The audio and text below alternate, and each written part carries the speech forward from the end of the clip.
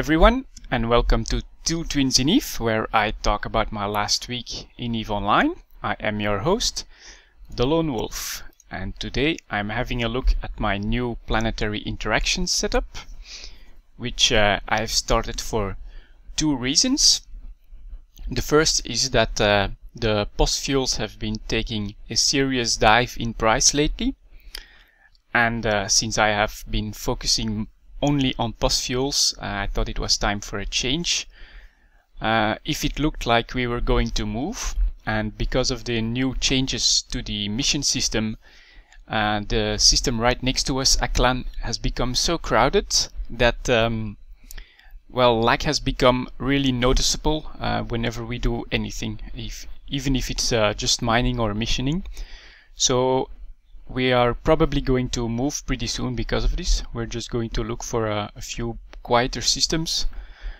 And I decided I wanted to try a new Planetary interaction setup just to see if it would be more profitable than doing POS fuels. So what I decided to do was to try and go for a maximum output of raw materials, rather than trying to create a complete POS fuel on a single planet. So I chose the planets available in my home system, which is still Yes at the moment. And there is a barren, a temperate, 2 ice planets, and 1 gas planet I chose. So on the temperate and the barren planets, I make bacteria. On the ice planets, I subtract the aqueous liquids in order to create water. As you can see, I can put all my extractor heads in a white area, giving me 400,000 to 500,000 units on a 24-hour cycle. And with these bacteria and that's water, I can make test cultures. The 5th planet is a gas planet, where I extract noble metals, because I can the P1 from noble metals I think is reactive metals. I'm not 100% sure, but the P1 from these noble metals, I can combine it with both the water and the bacteria in order to create nanites and water-cooled CPUs. So the biggest advantage, of course, is that all my extractors can always be put on in white areas, even here in HiSec, giving me a significantly higher yield than when I was doing 2 different extractions on the same planet. The disadvantage, of course, is that I have to move my my P1 products around from all the different planets almost every day. So that's a pretty big drawback. But the advantage of the numbers is probably going to pay out in the long run. Of course, if we have to move soon, I'm going to have to discard these planets again. It was around a 30 million ISK investment for 5 planets and a level 4 command centers on them. So I'm probably going to lose out on that, but I think it was a worthwhile experiment. So you can easily go around, I think, with just maybe 10 to 15 minutes of work every day. While during when I did the POS fuels, I had to move stuff maybe once a week, and I was busy for 1 minute to do the extractors.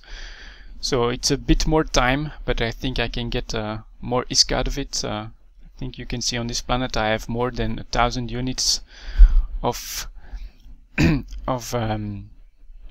test cultures on these barren planets in just about 6 days. I think they go for 4,000 or 5,000 ISK. So that's 5 million in just 6 days. So it's a pretty good profit. Yeah, so that's going to be it for Planetary interaction. Of course, there is some other news in EVE Online as well this week, some more general news. First thing I'm going to mention is the new video released on the CCP YouTube channel, CCP Games. Just check it out. It's an introduction to the Captain's Quarters, which are going to be released this summer. I think 21st of June is the release date now. It's very nice to see how far it's going along, and you can even test it on Duality at the moment. Another interesting thing I came across just today is a new dev blog concerning an item shop when Captain's Quarters will be released. So I know a lot of people will be dead set against it, but let me just explain how it's going to work. They're going to introduce a new currency called the Aurum, which you can create out of a Plex. And with this Aurum you can buy vanity items, so these are only accessories for your character in the Captain's Quarters at the moment. The nice thing about it, I think, is that you'll be able to trade these items without any problem on the market, just like you can trade ships and ore or whatever right now. So it's not going to be soul bound or anything like that. And since you can purchase them basically with Plex, I don't feel that CCP is forcing anyone in any way to spend money on their character or in order to purchase these vanity items. So I don't think this is going to have a really big impact. You can just completely ignore it if you want to, and if you want to buy some vanity items, you can just go make some ISK for them, 300 million for one Plex, and then you can go and buy some vanity items worth around 14 bucks probably. The final thing I wanted to mention was a couple of interesting tidbits that happened last week concerning the storyline. So if you're interested in storyline and things like that and the live events, there were a couple of small hints dropped this week. The first one were found in the live events channel, where some people mentioned that a couple of Angel Cartel characters were role-playing in the Amar sector. So I haven't found any transcripts or bullet points from what happened there, but definitely some CCP people were throwing in some role-playing in Amar there with a few pirate characters. The other one is, let me just try and find the thread on the forum. There we go. Amarian CCP roleplayers in J105934. So there were two Amar characters in a wormhole owned by K162 Corp, I believe, or is it the Alliance? I think it's K162 Corp in the Aperture Harmonics Alliance, which is considered to be one of the best, one of the strongest wormhole alliances at the moment. And these two Amar characters dropped some garbled transmissions in local there. So these were apparently concerning them finding something and then either engaging or being engaged by sleepers.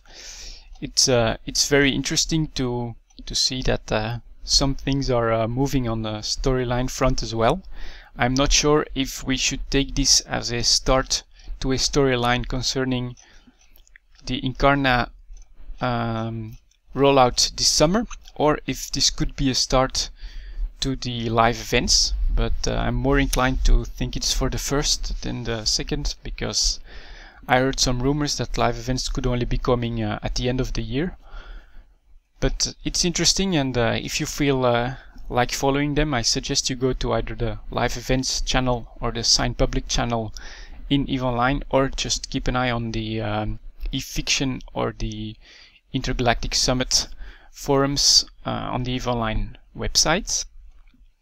Finally, I also managed to record the live dev blog from yesterday, so I'm going to try and post this one this weekend, maybe tonight, probably this weekend. And that's going to be it for me for this week. I'll see you guys next time.